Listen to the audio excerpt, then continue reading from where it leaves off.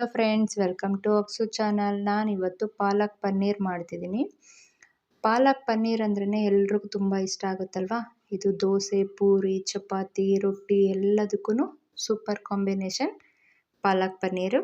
ನಾವು ಹೋಟೆಲಲ್ಲಿ ಹೋದ ತಕ್ಷಣ ಕೇಳೋದೇನು ಪಾಲಕ್ ಪನ್ನೀರ್ ಅಂತಲೇ ಅಲ್ವಾ. ಹಾಗೆ ಹೇಗೆ ಮಾಡೋದು ಅಂತ ನೋಡೋಣ.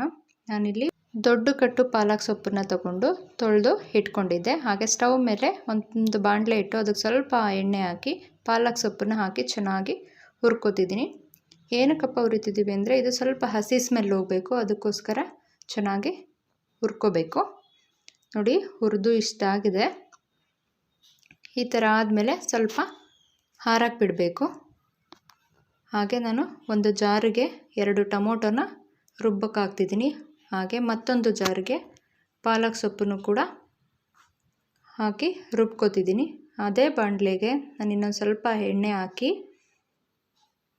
ಅದಕ್ಕೆ ಪಲಾವ್ ಎಲೆ, ನಕ್ಷತ್ರದ ಹೂವು, ಮರಾಠ ಮೊಗ್ಗು, ಕಸೂತಿ ಮೇಥಿ ಸ್ವಲ್ಪ, ಇಷ್ಟೆಲ್ಲ ಫ್ಲೇವರಿಗಷ್ಟೇ. ಹಾಗೆ 2 ಈರುಳ್ಳಿನ ಕಟ್ ಮಾಡಿ ಸಣ್ಣದಾಗಿ ಅದನ್ನು ಹಾಕಿ ಹುರ್ಕೋತಿದ್ದೀನಿ. ಹಾಗೆ ಟೊಮೊಟೊನು ರುಬ್ಕೊಂಡಿರೋದನ್ನು ಹಾಕಿ ಚೆನ್ನಾಗಿ ಹುರ್ಕೊಳ್ಳೋಣ. ಹಾಗೆ ರುಚಿಗೆ ತಕ್ಕಷ್ಟು ಉಪ್ಪು ಸೇರಿಸಿ 1 ಸ್ಪೂನ್ ಅಚ್ಚ ಖಾರದ ಪುಡಿ, ಅರ್ಧ ಸ್ಪೂನ್ ಅರಿಶಿನ ಪುಡಿ, ಅರ್ಧ ಸ್ಪೂನ್ ಧನಿಯಾ ಪುಡಿ, ಅರ್ಧ ಸ್ಪೂನ್ ಗರಂ ಮಸಾಲ, ಅರ್ಧ ಸ್ಪೂನ್ ಕಾಳು ಮೆಣಸಿನ ಪುಡಿ ಹಾಕಿ ಚೆನ್ನಾಗಿ ಹುರ್ಕೊಳ್ಳೋಣ. ಹಾಗೆ ಈಗ ರುಬ್ಕೊಂಡಿದ್ದಂಥ ಪಾಲಕ್ ಸೊಪ್ಪನ್ನು ಕೂಡ ಸೇರಿಸೋಣ. ಸ್ವಲ್ಪ ನೀರು ಸೇರಿಸಿ, ತುಂಬ ತೆಳುನೂ ಆಗಬಾರ್ದು, ತುಂಬ ಗಟ್ಟಿನೂ ಆಗಬಾರ್ದು. ಹಾಗೆ ನೀರು ಸೇರಿಸಿ ಇದನ್ನು ಸ್ವಲ್ಪ ಬೇಯಿಸ್ಕೊಳ್ಳೋಣ. ಒಂದು 5 ನಿಮಿಷ ಬೇಯಿಸ್ಕೊಳ್ಳೋಣ.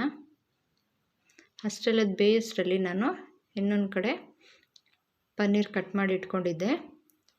ಒಂದು ಪ್ಯಾನ್ ಇಟ್ಕೊಂಡು ಅದಕ್ಕೆ ಸ್ವಲ್ಪ ತುಪ್ಪ ಹಾಕಿ ಪನ್ನೀರನ್ನು ಹಾಕಿ ಸ್ವಲ್ಪ ಶಾಲೋ ಫ್ರೈ ಮಾಡ್ಕೊಳ್ಳೋಣ. ಯಾಕಂದರೆ ಡೈರೆಕ್ಟಾಗೂ ಹಾಕ್ಬೋದು, ಹಾಕೋದ್ರಿಂದ ಸ್ವಲ್ಪ ಪುಡಿ ಪುಡಿ ಆಗೋದು ಆ ಥರ ಎಲ್ಲ ಆಗುತ್ತೆ.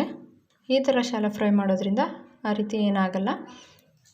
ನಾನು ಹೇಗೆ ಕಟ್ ಮಾಡಿರ್ತೀವೋ ಹಾಗೇ ಇರುತ್ತೆ. ಇವಾಗ ಪಾಲಕ್ ಸೊಪ್ಪಿನ ಗ್ರೇವಿ ಕೂಡ ಬೆಂದು ರೆಡಿಯಾಗಿದೆ, ಅದಕ್ಕೆ ಹಾಕೋಣ. ಹಾಕಿ 2ರಿಂದ 3 ನಿಮಿಷ ಸಾಕಷ್ಟೇ. ಅಷ್ಟರಲ್ಲೇ ಫುಲ್ ಸಾಫ್ಟಾಗಿ ಆಗುತ್ತೆ. ಇವಾಗ ನೋಡಿ ರೆಡಿ ಆಯಿತು ಪಾಲಕ್ ಸೊಪ್ಪಿನ ಪನ್ನೀರು. ನಾನು ಪಾಲಕ್ ಸೊಪ್ಪಿನ ಪನ್ನೀರ್ ಜೊತೆಗೆ ಚಪಾತಿ ಮಾಡಿ ಇಟ್ಕೊಂಡಿದ್ದೀನಿ. ಈ ರೆಸಿಪಿ ನಿಮಗೆ ಇಷ್ಟ ಆಗಿದ್ದರೆ ಲೈಕ್ ಮಾಡಿ, ಶೇರ್ ಮಾಡಿ. ಹಾಗೆ ಇನ್ನೂ ಹೆಚ್ಚಿನ ವೀಡಿಯೋಸ್ಗಾಗಿ ಸಬ್ಸ್ಕ್ರೈಬ್ ಮಾಡಿ, ಬೆಲ್ ಐಕಾನ್ನ ಕ್ಲಿಕ್ ಮಾಡಿ. Thank you.